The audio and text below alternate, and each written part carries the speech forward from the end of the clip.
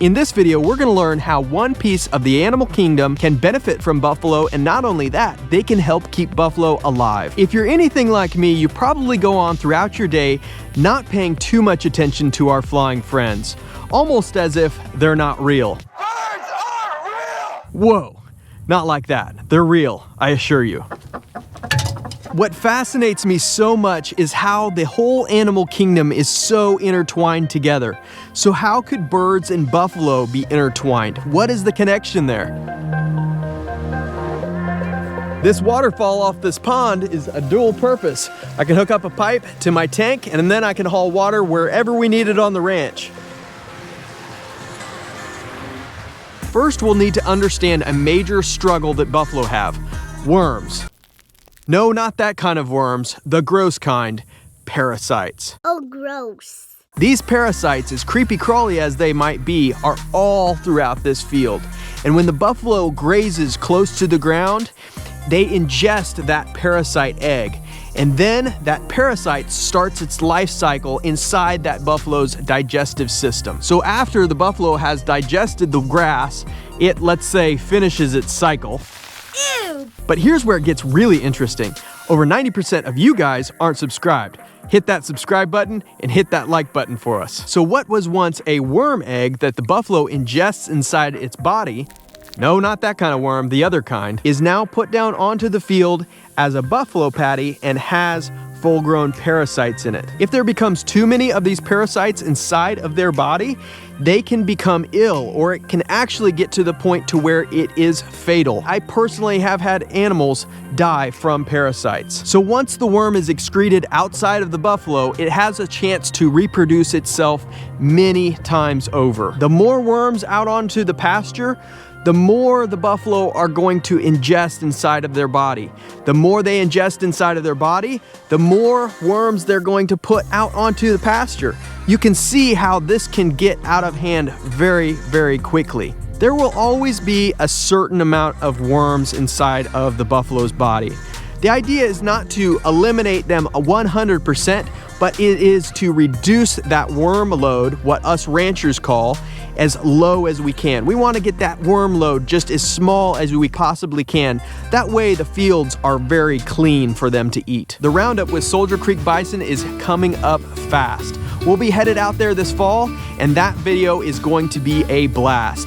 They'll be corralling all of their animals, and Broken Arrow, us, will be taking on the heifer calves. We'll be putting the heifer calves out here, and they will be joining these 6 animals. So stay tuned for that video coming up in the near future. It's gonna be a blast. If you're a buffalo producer yourself or want to be, Jamin will be having his bull calves available for sale here very, very soon. So shoot him an email. It's soldiercreekbison@gmail.com, and he would love to speak with you. So what is one way that the other piece of the animal kingdom can help buffalo in this aspect?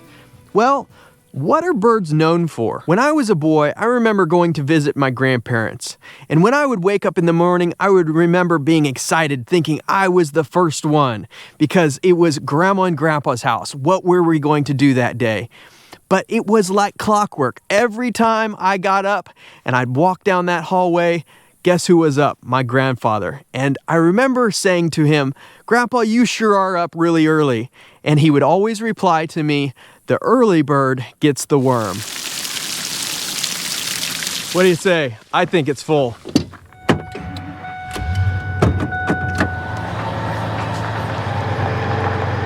Birds love insects in general, but they especially love worms.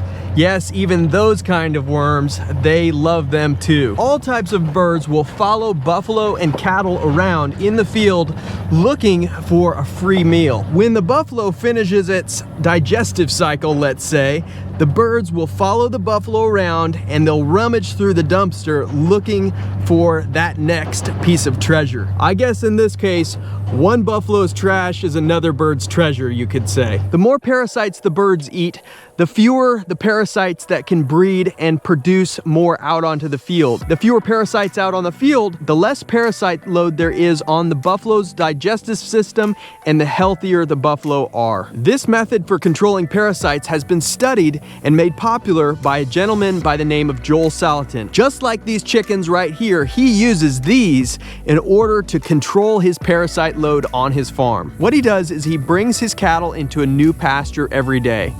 And then he will bring his laying hens and he will follow those cattle into that previous pasture. Those chickens will go over every single cow patty there is almost. They'll spread it all out and then they'll digest all of those worms. They turn all of those parasite worms into an edible chicken egg. Completely amazing. What was once something that could kill his cows is now turned into something that is healthy for us humans. Not only do the birds eat that parasite, but when they spread that patty out in order to get to those worms, that spreading of the manure actually helps the soil better. When it's in one clump, the soil has a hard time absorbing it all. But when you spread it out evenly, all that nitrogen, all the nutrients can go straight down into the soil and the rain can soak it in there and it just absorbs so much better. There are other ways these wonderful birds can help buffalo and cattle in general. Also, how is that? Well, flies are another big problem that buffalo have. These flies can go and bite at buffalo, creating sores and lesions, and over time they can create infections that are hard to heal. And then when their body is trying to fight an infection and then it's trying to fight a parasite load, it can just bring down the whole immune system of that buffalo. Flies can also cause something called pink eye in buffalo, and if it goes too far and it gets too bad, buffalo can actually become blind from pink eye. There are many fast and agile birds that would love to take care of these pests. Barn swallows and tree swallows can eat up to 4,000 flies per day. Insane how many flies they can consume in a day. We need to check on our bees today. We gave them sugar water, and I want to see if they've gone through it or they're all out. See them on the side of the box? Hopefully they're not too angry. This container right here was full of sugar water. And it looks like they've drank the entire thing. Let's see if we can pull it off and replace it for them.